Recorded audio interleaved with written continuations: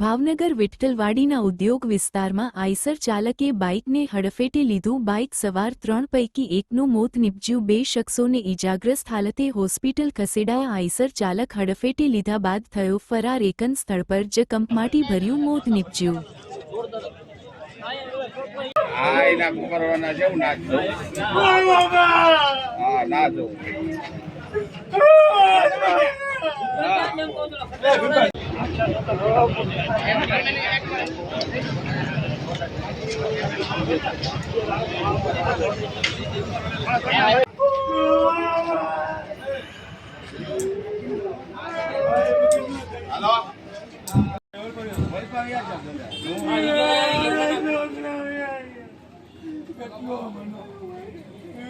hello